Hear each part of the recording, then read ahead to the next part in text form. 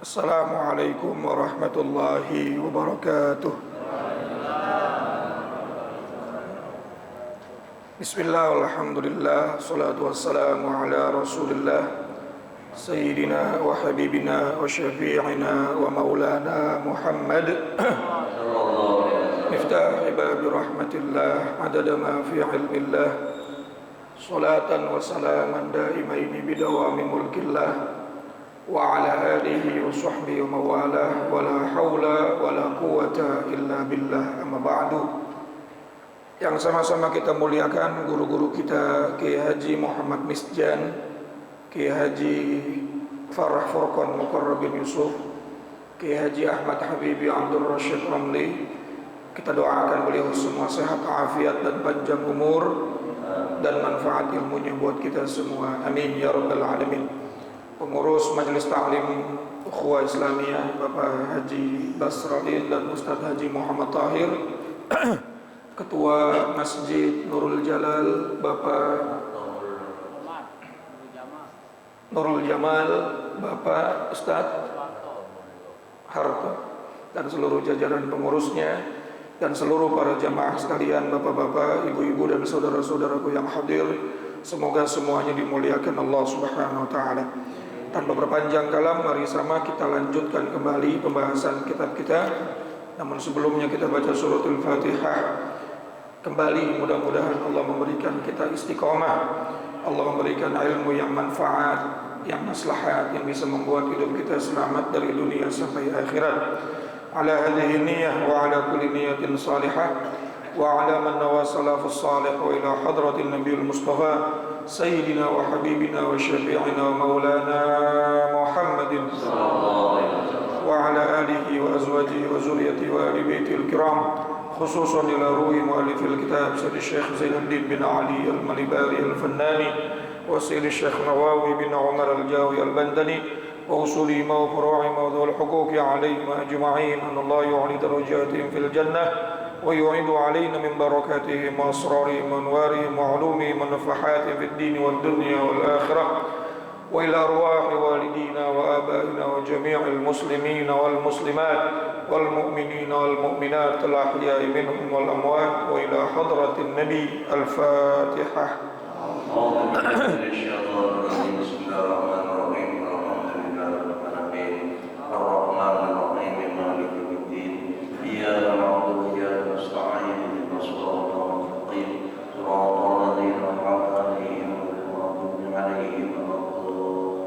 Rabbil firli wa liwalidayya amin. Semoga Allah mengampuni dosa kita dan dosa kedua orang tua kita, amin ya rabbal.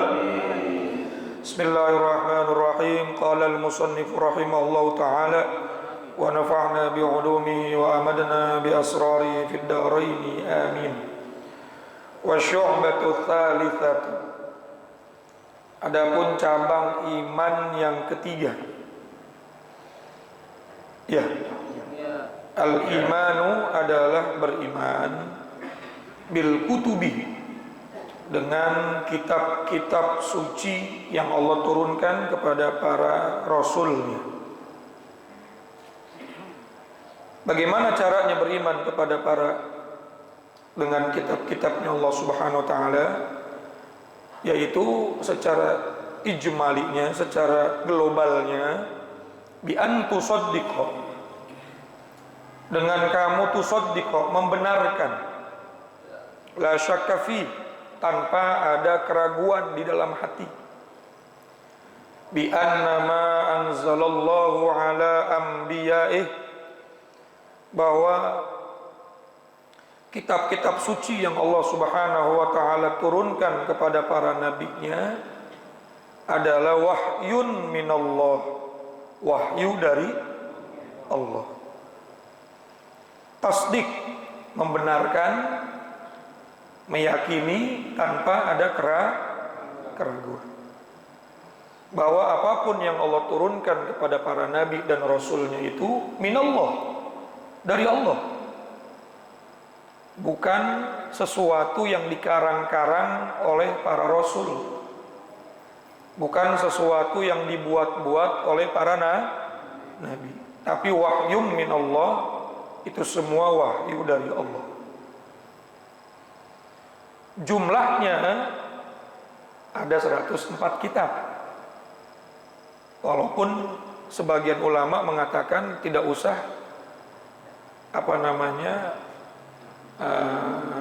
membatasi, karena bisa jadi suhuf atau lembaran-lembaran yang Allah turunkan kepada nabi-nabi selain yang 4 kitab, yaitu kitab Taurat, kitab Zabur, kitab Injil dan Al-Quran, bisa jadi lebih banyak. Tapi masyhurnya dikatakan berapa?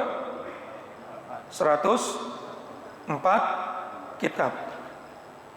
Yang 4 kitab sudah maklum kita semua, sudah paham semua tuh, yaitu kitab Zabur, lalu kitab Taurat, kitab Injil dan Al-Quran. Sementara yang 100 ini berupa suhuf, lembaran.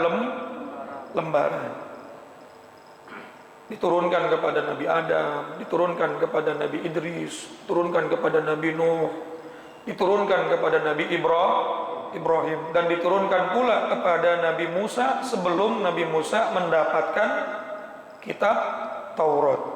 Makanya suka dibaca tuh ayatnya kalau Jumatan, suhufi Ibrahim wa Musa. Dulu Allah menurunkan kitab-kitab suci itu secara global, langsung. Berbeda dengan Al-Quranul Karim yang diturunkan oleh Allah berangsur-angsur. Selama berapa tahun, Pak? 13 tahun di Mekah, 10 tahun di Madinah, 23 tahun. Berangsur-angsur. Sementara yang lainnya kebanyakan diturunkan secara langsung, global. Dan Allah Subhanahu wa taala menurunkan kitab-kitab sucinya menggunakan bahasa-bahasa nabi dan kaumnya. Ada bahasa Suryani, ada bahasa Ibrani, dan Al-Quran menggunakan bahasa Arab. Sekali lagi, ini bukan menunjukkan bahwa bahasanya Allah, bahasa itu bukan. Karena Allah kita sifati mukhalafatul lil, termasuk dalam berkalam, termasuk dalam berucap, termasuk dalam berfirman. Allah itu tetap sifatnya mukhalafatul, berbeda dengan makhluknya. Allah menurunkan dengan menggunakan makhluknya, menggunakan bahasa manusia supaya lebih mudah untuk difahami. Betul nggak? Kebetulan Nabi Daud, Nabi Musa, Nabi Isa menggunakan bahasanya Ibrani atau Suryani. Lalu Nabi kita Muhammad SAW bangsa Arab yang menggunakan bahasa Arab. Inna anzalnahu Qur'anan Arabiyyan la'allakum ta'qilun. Sesungguhnya Allah menurunkan Al-Quran menggunakan bahasa Arab agar kita bisa berpikir. Nah, jadi jangan difikirkan nanti Allah ketika berfirman kepada hambanya, kepada makhluknya secara langsung misalnya, itu menggunakan bahasa itu. Nanti akhirnya ada tuh tasyabbuh lagi, penyerupaan antara sifat makhluk dengan sifat Allah. Sementara Allah itu kembali kepada mukhalafatul lil. Yang penting kita yakinin aja, walaupun bahasanya macam-macam, itu semua wahyu dari Allah Subhanahu wa ta'ala.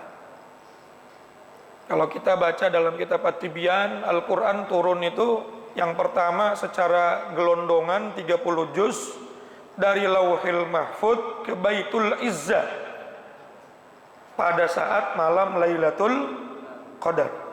Inna anzalnahu fi Lailatul Qadar. Kemudian dari Baitul Izzah, satu tempat di langit dunia, diturunkan oleh malaikat Jibril sesuai dengan perintah Allah dan sesuai dengan kebutuhan daripada dakwahnya baginda Nabi Muhammad Sallallahu Alaihi Wasallam berangsur-angsur. Paham Pak? Dari Lauhil Mahfud ke Baitul Izzah gelondongan. Tahu gelondongan nggak? Nah, gelondongan apa? 30 juz. Ya. Oh, cash katanya. Dari Baitul Izzah ke Rasulullah urusannya Jibril tuh ngasih wahyu. Itu berangsur-angsur selama berapa tahun? 23 tahun. 13 tahun di Mekah, 10 tahun di Madinah. Ayat yang pertama turun, Iqra bismi rabbikal ladzi khalaq, khalaqal insana min Iqra wa rabbukal, dan seterusnya. Lalu ayat yang terakhir turun secara histori, ya, bukan berarti itu yang terakhirnya, bukan. Bisa jadi Allah juga mewahyukan Nabi. Makanya kalau kita belajar di Tijan Darori itu kan ada sifat Nabi itu apa? Tabligh, menyampaikan yang wajib atau yang diperintahkan untuk disampaikan. Ma umiru bitablighihi, sesuatu yang memang diperintahkan untuk disampaikan. Oh, berarti ada wahyu-wahyu yang memang khusus Allah kasih tetapi tidak diperintahkan. Saya mau tanya Pak, kira-kira Nabi Muhammad tahu nggak kiamat kapan datangnya? Tahu nggak kiamat kapan datangnya? Insya Allah saya yakin tahu nih. Cuma Nabi nggak disuruh menyampaikan. Kira-kira Nabi Muhammad tahu nggak hakikatnya roh? Tahu nggak? Masa nggak tahu orang sudah Isra Mi'raj sampai Sidratul Muntaha, Pak? Betul nggak? Tapi Nabi nggak diperintahkan untuk menyampaikan hakikatnya ruh. Bahkan dalam Al-Quran, wa yas'alunaka 'anir ruh qulir ruh min amri rabbi. Muhammad, kalau ada yang nanya tentang masalah ruh, jawab, ruh itu urusan Allah. Wa ma utitum minal ilmi illa qalila. Artinya ada perkara-perkara yang memang Allah kasih, Allah wahyukan dan wajib disampaikan. Kalau ditutup-tutupin hukumnya malah dosa. Innal ladzina yaktumuna ma anzalna minal bayyinati wal huda mim ba'di ma bayyanahu lin-nasi fil kitab ulaika yal'anuhumullah wa yal'anuhumul, orang yang nutupin sesuatu yang sudah jelas, apalagi wahyu, dilaknat sama Allah. Ya, apalagi orang nanya, Pak hukumnya apa ini? Udah tahu dia hukumnya, Al-Qur'annya tahu, sunnahnya tahu, ijma ulamanya tahu, lalu tutup-tutupin nama dia karena takut dilaknat sama Allah. Apalagi Rasulullah Shallallahu Alaihi Wasallam, nggak mungkin Nabi nutup-nutupin sesuatu yang memang sudah diwahyu. Makanya sifat wajibnya tabligh, tetapi ada kalimat lanjutannya tuh, syarahnya kitab Tijan Darori, ma umiru bitablighi, sesuatu yang memang diperintahkan untuk disampaikan. Berarti masih banyak sesuatu yang rahasia yang Rasulullah dapat dari Allah tapi memang tidak wajib disampaikan. Ustadz Jamil, ini saya kasih informasi, tolong sampaikan ke jamaah ya. Tapi yang ini jangan dikasih tahu. Apa? Nanti tanggal 30 ada acara di Makarimal Akhlak. Tapi kebulinya jangan dikasih tahu. Itu kan berarti ada pengecualian tuh. Ya, paham nggak kira-kira Pak? Secara historis, Al-Quran diturunkan pertama kali Iqra bismi rabbikal ladzi khalaq, ditutup dengan al-yauma akmaltu lakum dinakum wa atmamtu alaikum ni'mati wa raditu lakumul islama dina. Pada saat haji wada sebelum Nabi Muhammad tapi setelah itu apakah wahyu selesai? Tidak, banyak. Makanya ada hadis qudsi, betul. Dan juga ada hal-hal yang memang secara rahasia Allah menyampaikan kepada Rasulullah Sallallahu Alaihi Wasallam. Nah, oleh karena itu Allah menurunkan Al-Quran 30 juz dari Lauhil Mahfud ke Baitul Izzah. Kemudian dari Baitul Izzah, malaikat Jibril menurunkan berangsur-angsur daripada firman Allah itu kepada Nabi Muhammad Sallallahu Alaihi Wasallam sesuai dengan kebutuhan dakwahnya beliau. Makanya Nabi mah enak tuh, Ada yang nanya, wa yas'alunaka 'anil mahid.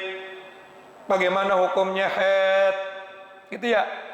Allah turunkan wahyu, qul huwa adza. Katakan wahai Muhammad, haid itu adalah kotoran. Fa'tazilun nisaa fil mahid. Ada lagi yang nanya, wa yas'alunaka madza yunfikun. Bagaimana cara kami berinfak? Qul, katakanlah wahai Muhammad, ma anfaqtum min khairin falil walidaini wal aqrabin, dan seterusnya.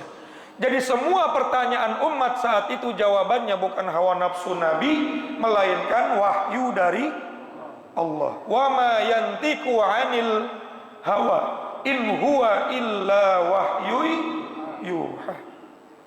Nabi Muhammad nggak ngomong dengan hawa nafsunya, melainkan semuanya wahyu. Sama kayak kita, kalau ada yang nanya dapat wahyu dari Google. Sama dari YouTube.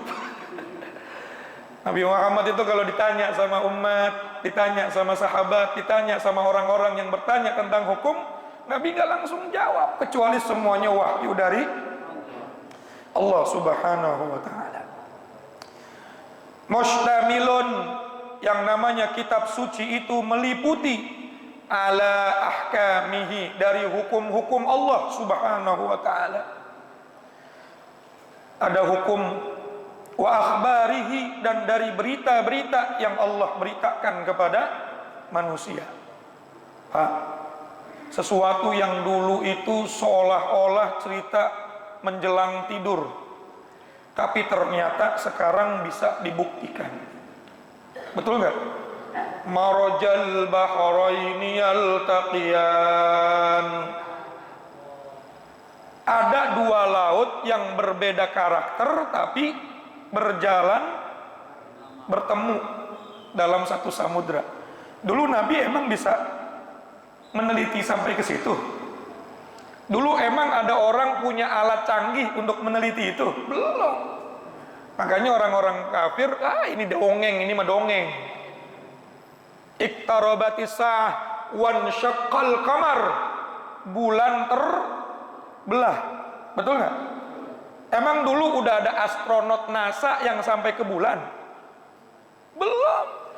Tapi akhbar dari Allah, ternyata zaman sekarang semua bisa dibuktikan. Subhanallah. Shalli ala Muhammad. Nah, makanya kita cukup beriman saja sama apa yang ada dalam isi kandungan kitab suci. Semuanya wahyu minallah, kebenaran nyata. Termasuk apa? Yang belum sampai manusia manapun ke sana, yang masih hidup nih maksudnya. Apa?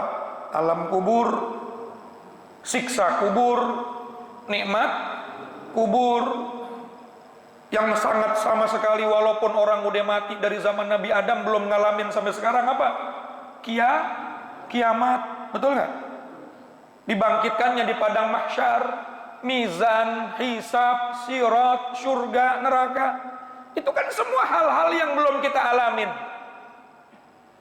Makanya Al-Quran di surat Al-Baqarah ayat-ayat pertama, ciri orang yang bertakwa, alladzina yu'minuna bil ghaib, beriman yakin kepada perkara-perkara yang gaib. Dan perkara gaib itu bukan perkara ngelihat setan, bukan. Setan, kuntilanak, bunderuwo, apalagi kowe gombel, kolor hijau, kolor merah. Itu mah bukan gaib yang dimaksud di situ. Alam yu'minuna bil ghaib di sini maknanya adalah beriman kepada perkara-perkara yang kita belum sampai kepada kehidupan tersebut. Kematian, husnul khotimah atau su'ul khotimah, nikmat dan siksa kubur, pertanyaan munkar dan nakir, dibangkitkannya di yaumil ba'ats, ada yang namanya mizan, hisab, sirat, surga, neraka. Itu perkara-perkara gaib yang siapapun belum sampai ke sana, dan kita wajib mengimaninya karena itu ada di dalam kitab suci. Jelas nggak kira-kira? Jelas nggak kira-kira? Jadi garis besarnya beriman kepada kitab suci itu adalah bi antusaddiqo, kamu membenar tanpa keraguan. Oh, ada yang bilang ini dogma nih, memaksa orang. Memang iman itu seperti itu. Tapi kan ada ayatnya, la ikraha fiddin, tidak ada pemaksaan dalam agama. Yang tidak ada pemaksaan dalam agama ayat itu maksudnya orang yang sudah punya keyakinan lain jangan dipaksa untuk masuk Islam. Kita cuma nyuruh, kita cuma memberikan kabar, kita cuma memberikan tahu informasi, namun tidak dipaksa masuk Islam. Kalau nggak gue bunuh nih, enggak. Tapi ketika orang sudah masuk dalam agama Islam, udkhulu fis-silmi kafah. Semua aturan, hukum dan lain sebagainya wajib ditaati. Jelas nggak kira-kira, Pak? Jelas nggak kira-kira? Yang di luar Islam memang tidak ada pemaksaan. Tapi yang sudah Islam, udkhulu fis-silmi, termasuk urusan iman kepada kitab suci, bukan pemaksaan, bukan dogma, tapi ini merupakan kewajiban. Tusaddiqo, beriman kepada apa yang ada semua dari kitab-kitab suci yang Allah turunkan kepada para nabi dan rasulnya. Di antaranya ada ahkamihi, ada hukum-hukum Allah. Min wa'idihi, juga ada yang namanya janji. Wa wa'dihi, ya, wa'dihi wa wa'idihi, janji dan ancaman-ancaman. Isi Quran kan gitu ya. Ada janji Allah, ada juga innalladzina amanu wa 'amilus solihati lahum jannatun. Itu kan janji tuh. Wa may yattaqillaha yaj'al lahu makhraja. Betul. Siapa yang bertakwa akan diberikan jalan keluar. Wa yarzuqhu min haitsu la yahtasib, akan diberikan rezeki yang tidak pernah disangka-sangka datangnya. Wa may yatawakkal 'ala Allah fa huwa hasbuh. Siapa yang pasrah diri kepada Allah, tawakal kepada Allah, Allah akan cukupi daripada semua kebutuhan hidupnya. Ini kan janji Allah. Yang janji Allah itu la tukhliful mi'ad, nggak pernah ingkar daripada janjinya. Tapi kita sering tidak yakin, boro-boro yakin, membenarkan saja kadang-kadang tidak. Berarti cacat dalam rukun iman yang ketiga, percaya kepada kita. Kalau cacat berarti imannya sempurna nggak? Nauzubillahi min dzalik. Nah, jadi intinya terlalu jauh kalau kita meneliti Taurat, Zabur, Injil, kemudian suhuf yang lain. Cukup kita membenarkan saja bahwa itu semua diturunkan oleh Allah kepada para rasulnya, tidak menolak sama sekali. Apalagi kitab suci kita, yaitu Al-Quranul Karim, membenarkan dengan sepenuh hati tanpa keraguan dari semua kandungan dan isi daripada Al-Quran. Cuma hati-hati nih, Al-Quran itu nggak bisa disimpulkan dengan logika sendiri. Makanya alhamdulillah kita ngaji tafsir Jalalain, guru kita nerangin dari kitab tafsir pemahamannya, kesimpulannya menurut pemahaman orang yang sudah paham, yang kapasitas ilmunya diakui. Imam Jalalain, betul nggak? Urusan nahwu, sorof, ma'ani, bayan dan lain sebagainya pasti. Kemudian tahu mana ayat mutasyabbih, mana ayat muhkamat, mana ayat mansukh, nasikh dan lain sebagainya. Sehingga ketika kita membaca pendapatnya ulama, yang ulama itu kredibilitasnya sudah diakui, aman kita, Pak. Betul. Tapi kalau kita baca Quran sendiri, nerjemahin sendiri, menyimpulkan sementara bahasa Arab kagak ngerti qaidahnya, ilmu nahwu, sorof, ma'ani dan lain sebagainya kagak ngerti, ilmu nasikh mansukh nggak tahu, asbabun nuzul nggak ngerti, lalu dia tafsirkan sendiri ayat Al-Quran, khawatir masuk dalam daripada hadisnya Rasulullah, man fasarul Quran bira'yi, siapa orang yang nafsirin Quran dengan logikanya sendiri, maka pasti salah. Kalau sudah salah, fatabawwa maq'adahu minan nar, maka silahkan cari tempat duduknya di neraka. Nauzubillahi min. Paling enak udah ikut ulama, karena ulama punya kapasitas, tinggal bawa kitabnya, baca sama ulama-ulama kita, guru-guru kita, kemudian kita ngikutin pemahamannya ulama yang nyusun kitab tersebut. Jelas? Bukan pemahamannya kiai, bukan. Sama saya bacain kitab Qomit Tughyan, bukan pemahaman saya cuma bacain kitab pemahamannya Syekh Nawawi, pemahamannya Syekh Zainuddin bin Ali Al-Malibari. Masya Allah, betul. Lalu kita belajar ilmu fikih tentang toharoh, tentang tolak. Ya, sekarang sampai masih bab tolak ya. Kitab Fathul Mu'in, kan enak tuh, tinggal ngikut. Daripada ngeraba-raba nafsirin Quran pakai logika yang ada bukan bener malah keblinger. Betul. Di Al-Quran itu kan, orang kalau misalnya bersentuhan kulit dengan perempuan, aula mastumun nisa, maka kita disuruh untuk bersuci kembali. Kalimat lamastumun nisa nggak mungkin bisa kita bongkar kecuali oleh ahli nahwu, oleh ahli fikih. Betul. Makanya terjadi perbedaan pendapat ulama. Ada yang nyentuh secara langsung batal, mazhab Syafi'i. Ada yang nyentuh yang bukan mahramnya tidak batal. Itu tergantung daripada pemahamannya mereka. Kita tinggal ikut daripada pemahaman ulama-ulama kita, bukan hasil daripada ijtihad kita sendiri. Nah ini supaya kita paham, bukan cuma nerima Quran sebagai imam kita, sebagai pedoman kita, lalu kita baca sendiri, terjemahin sendiri, nafsirin, nauzubillahi min zalik. Tapi kita mengambil hukum kesimpulan dari Al-Quran, dari pendapatnya orang-orang yang kredibilitas, para ulama-ulama kita, mazhab daripada 4 mazhab tersebut, kemudian daripada ahli tauhid yang bisa menyimpulkan kesimpulan-kesimpulan ayat-ayat tauhid dan lain sebagainya. Kita cuma tinggal ngikut saja daripada harus repot-repot nafsirin. Paham ya?